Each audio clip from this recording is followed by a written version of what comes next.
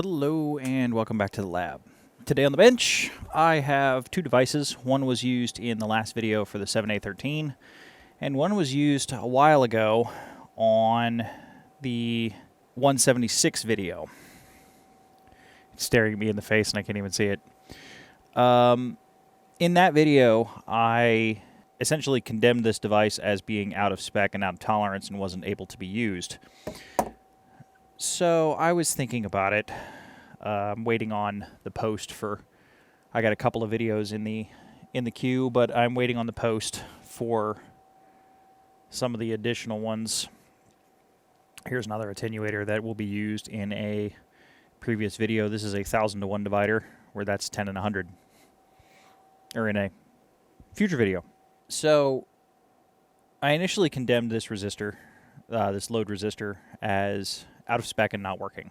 I was rolling some stuff around in the gray matter, and I realized when I said this was bad, I may have inadvertently did some errors in the actual measurement itself.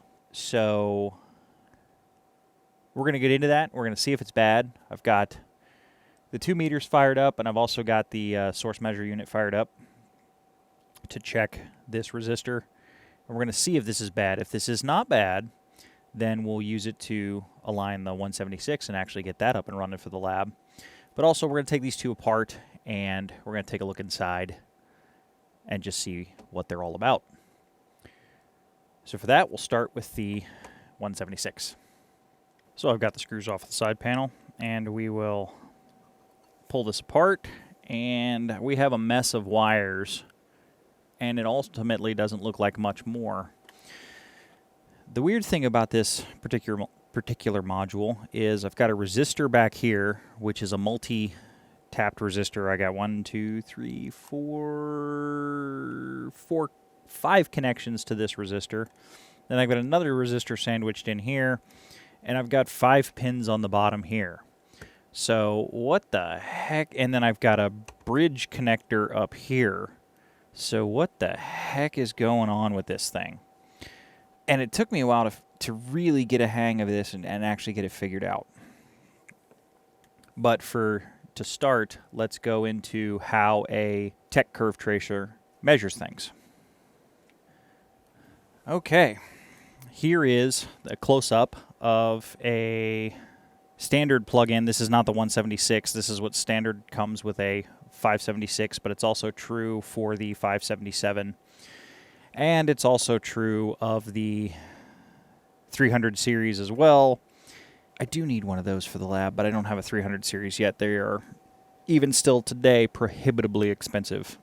We have these 5 pins, and if you would like to make a custom fixture for these 5 pins, the drill guide is in the manual for the unit, and it's standardized across all of the curve tracers. So a old style 570 test fixture will fit a new style curve tracer, and it will function just fine.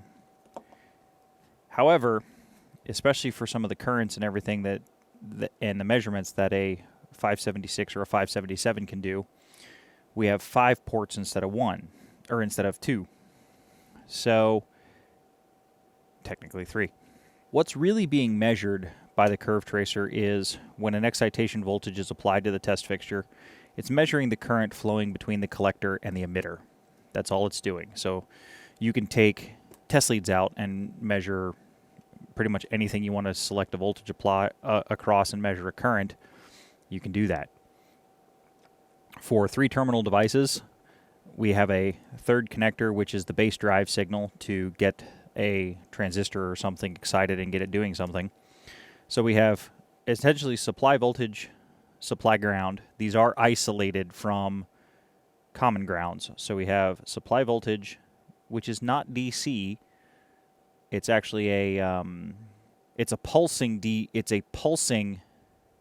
waveform to draw the curves. It can be set to DC depending on the front panel. So you either have a rectified, unfiltered AC signal here, or you have DC, base drive to get the 3-terminal device functioning correctly, and essentially ground. These other 2 ports are actually to do 2-wire measurement or 4-wire measurement on the collector and the emitter. So we have collector current and emitter current, and then we have the sense leads on there. They're not required to be used for a test fixture. You could use full 3 terminals. But at some of the sensitivity ranges, especially when measuring very high impedances and also very low impedances or resistances, they can lie, which I believe is what happened when I was looking at this load resistor. Obviously, this load resistor is not designed for this curve tracer, but it fits. Also, another word of caution, everybody will see the label here. The interlocks on mine are bypassed. I am not suggesting people do that. If you decide to bypass the interlocks on these, you are doing so at your own risks. These curve tracers can put lethal voltages on these test fixtures, especially if you're using test leads here, because they do have a 4mm banana jack. Anything you do with test leads or anything like that, you are doing at your own risk.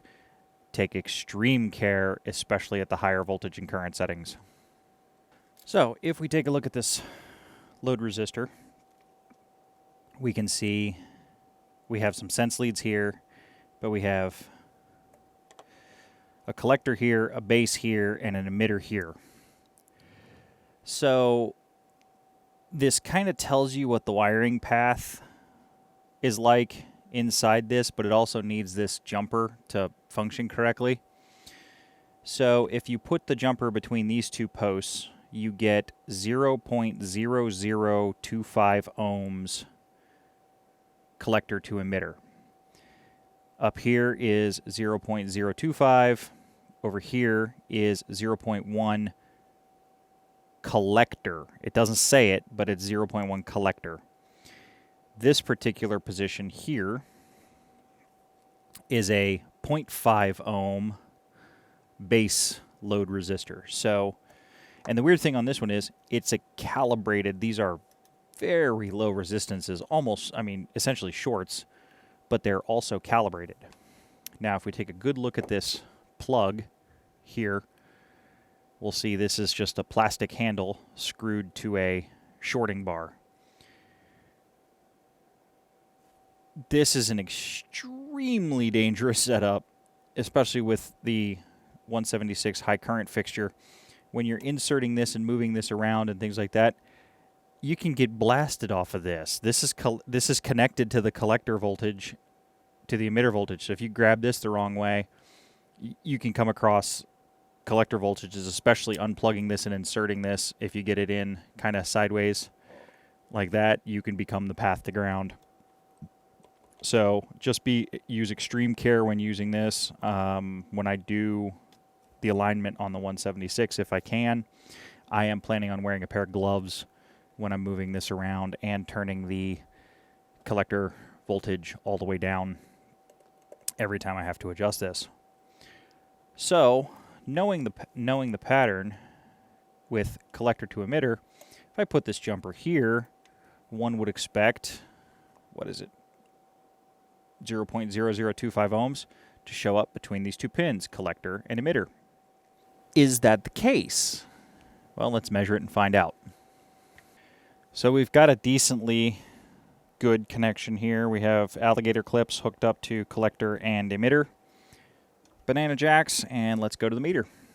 Okay, the meter says 200 milliohms. We're supposed to be 0.025, so this is obviously off. Let's dial in some more accuracy, get this to slow down a bit. We'll do 15 power line cycles, and we'll put a filter on there, see if we can't clean this up a bit. And we'll reset the...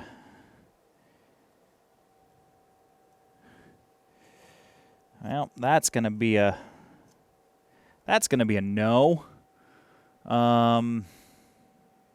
So when I did this measurement the first time, this is what I came up with, and this is why I condemned this test fixture, as it was non-functional and I was going to have to replace the resistors in it. All that's in there is a couple of resistors.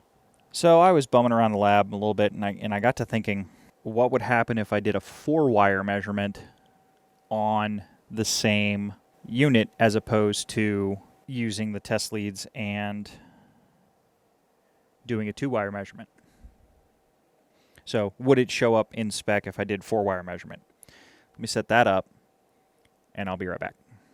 You will have to forgive me, my banana jacks are very short. I need to get some banana plugs to meter jacks that are longer than a foot. These I used in the last video doing the 7A13. So we have the 2 sense terminals hooked up, and I do have those plugged into the right spot. So the sense comes down, sense is here, and then input is here and here. So we're going to feed current into the resistor from these two, and we're going to measure that current from these two. Now we should see 0.0025 ohms. We'll hit trigger to make this take a measurement.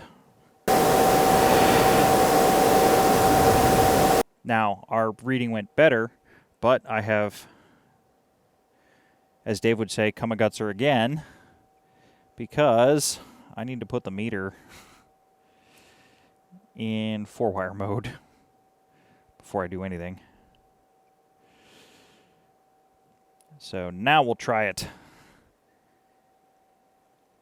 0.002497. These are 0.5% resistors. We have a resistor that's in spec. So let's check the other 2 ranges real quick. This is the 0.025.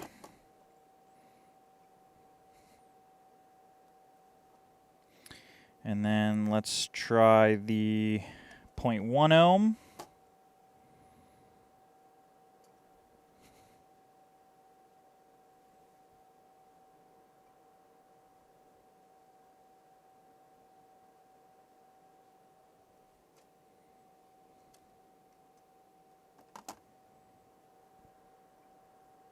The 0.1 ohm is a base resistor. Okay.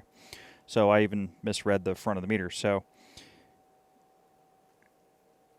this side of the fixture is base drive, or is base load. This side of the fixture is collector load. That's why I had to move the source terminal from the collector terminal to the base terminal to get the 0.1 that I should have. And then this should be 0.5. 4997. So this is functioning very well. I'm going to wait for the 7510 to warm up, and we'll try some 4-wire measurements on that just to give it the best accuracy we can and to really see what these resistors are doing. In the meantime, we'll take a look at this other resistor and see what's inside there. Okay, so I checked this resistor was within specification before I did the alignment on the 7A, on the 7A13. So let's check. Take this apart. Given that we didn't have anything that was out of spec on the 7A, or anything voltage-wise that was out of spec on the 7A13, this is probably pretty much in alignment. I find it ironic that they put a calibration sticker here, because this actually doesn't do anything. You can get into this box without breaking this calibration sticker from the bottom. So let me get this bottom panel pulled off, and then we'll take a look at what's inside. All right, let's see what we've got under the hood.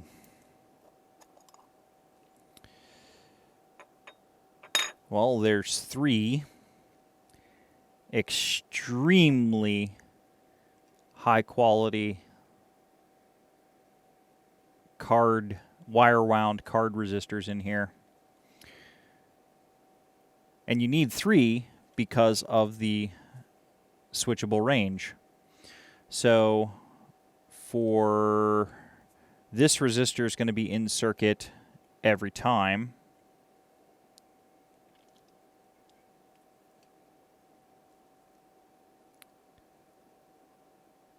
Oh, no, it's just divided out. Okay, that makes sense. So we have voltage in here, comes through the resistor, comes down through this resistor, and then comes through this resistor here.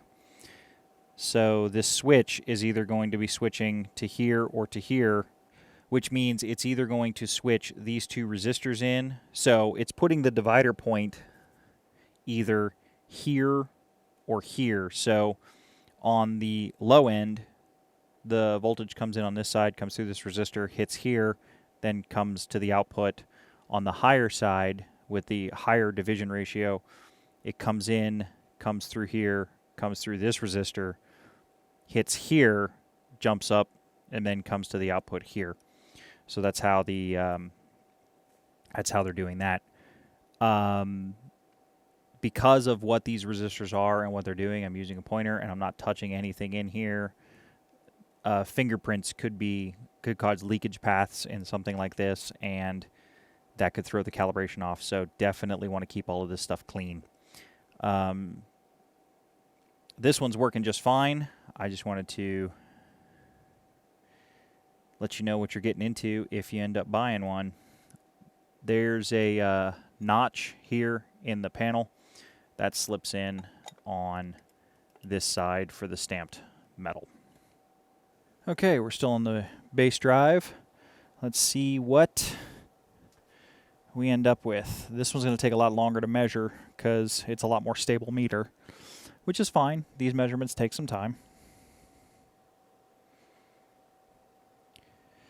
99658. So that is close enough to 0.5. One of the things you can notice, this is one of the differences between the 6500 and the 7510, is the digit accuracy. So we have an additional digit, but we also have far more stability on the 7510 than the 6500. That's one of the reasons why I use that particular meter as truth for the lab, is due to the reference that's in here is much better than what's in here. This is my daily driver meter. For the most part, yeah, daily driver meter. This is my when I need highly accurate measurements. These two aren't really, both very nice meters, but they're not really in the same class in terms of accuracy. So we'll move this here to, where is this? This should be 0.1. Manually trigger the meter. This is also on the base side, so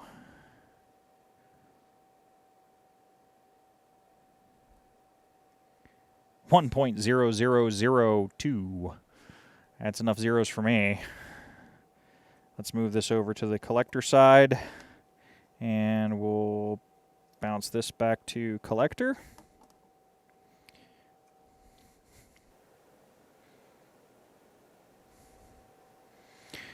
.24899. So that's going to be good there too, as well as let's check 0025.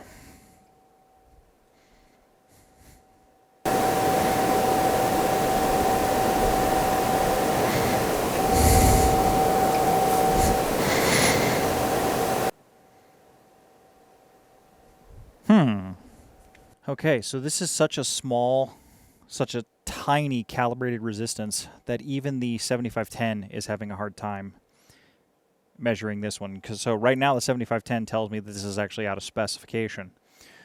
My tolerance on this one would be 00248 to 00251. But I think we're struggling with the drive current of this particular meter.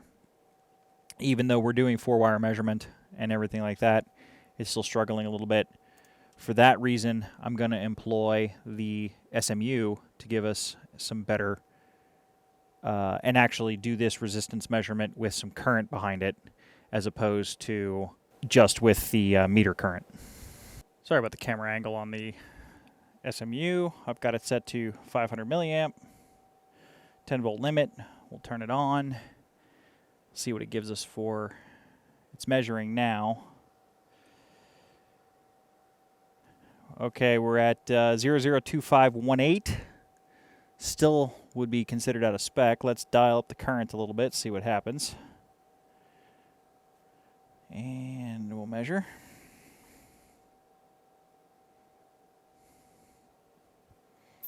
And measure. Even at 1 amp, going through this is a 4-watt resistor, so it's got plenty of power. Okay, so we came down a little bit. We're at 002514.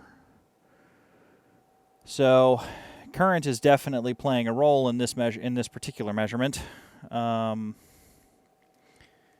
Let's see what we can do. That would still be considered out of spec for this.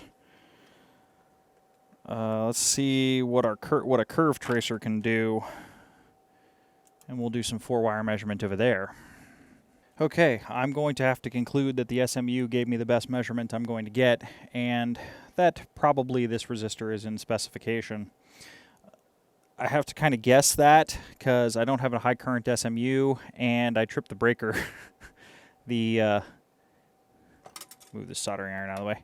I tripped the breaker on the curve tracer. So, and because the current is so high and the resistance is so low, the 3% tolerance of the curve tracer is throwing the measurement way off. So the SMU was the best measurement I could get, and that got me to where this is probably good enough to align the 176.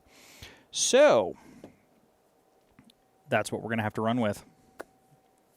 Well, to the best of my testing ability, these two units are in specification and functioning as expected. In a future video, we'll be using this to try to align the 176. And we've already used the precision DC divider for the 7A13. If anybody would like me to do a deeper dive into how some of this happened and why the measurements got a little screwed up, let me know. And we can take a look at that, and I can do a video on it. So that's all for today, and I will see everyone in the comments and in the next video.